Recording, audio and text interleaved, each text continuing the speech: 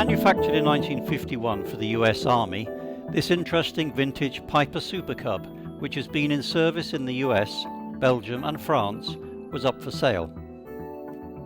An early trainer with plenty of elevator and rudder, it has a 95 horsepower Continental engine, a bright cockpit and a simple uncluttered array of avionics.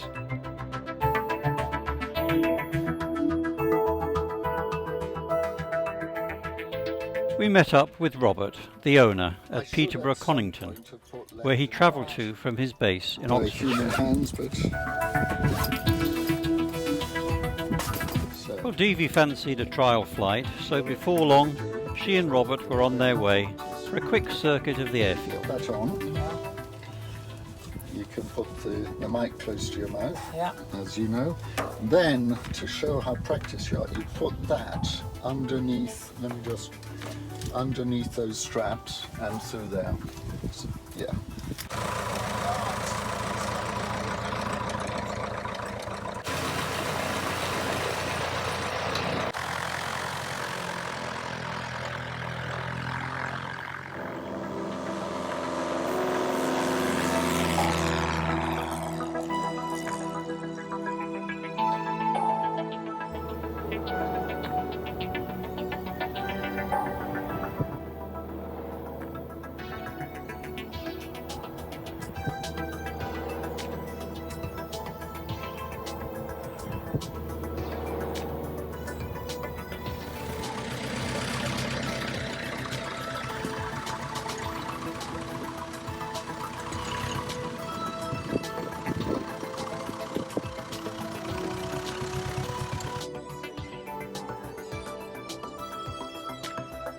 Well, the flight itself had been pleasurable, although getting in and out took a bit of practice.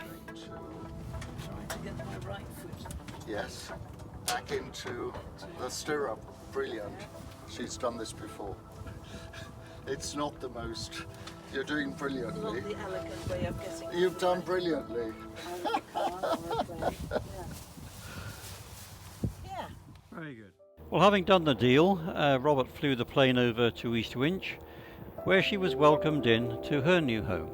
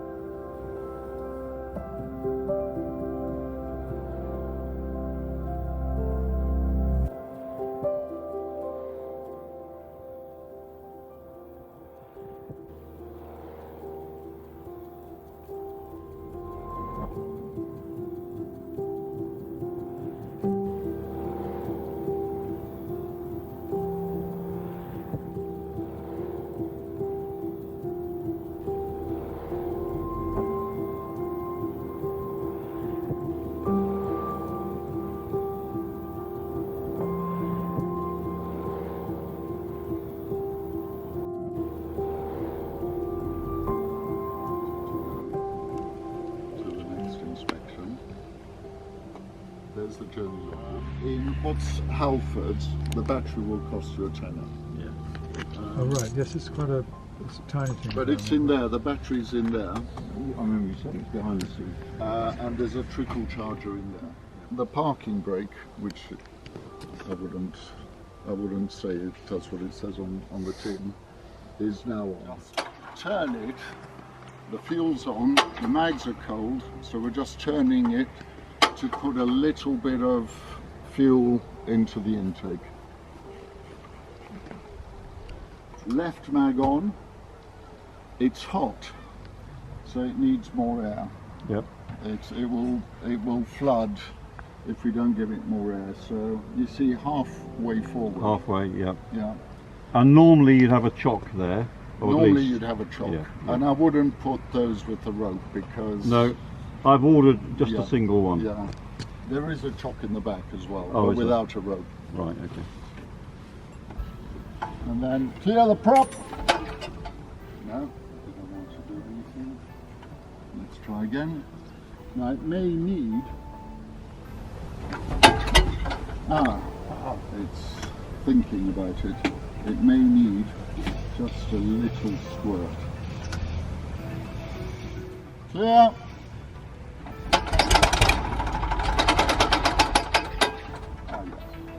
Nearly done.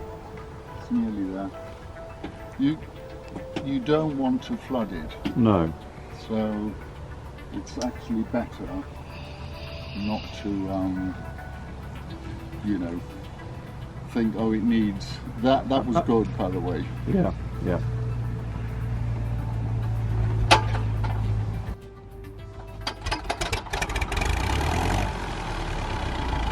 And then back to,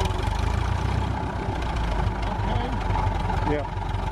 That's about as hard as it's going to be. As we've just landed, the engine's hot.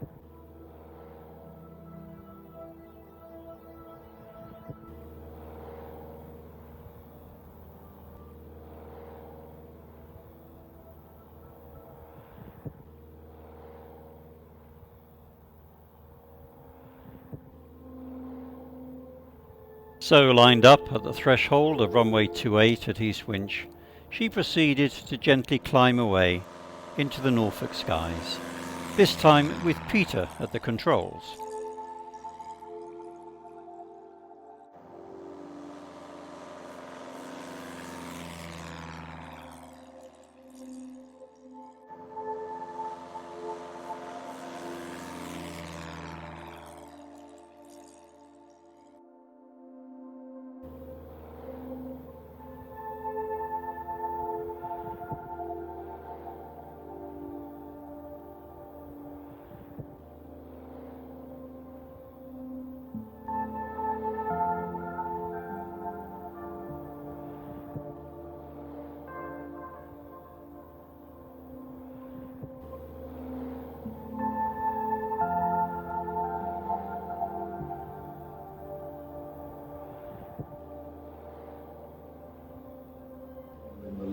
And you take off and land on the left.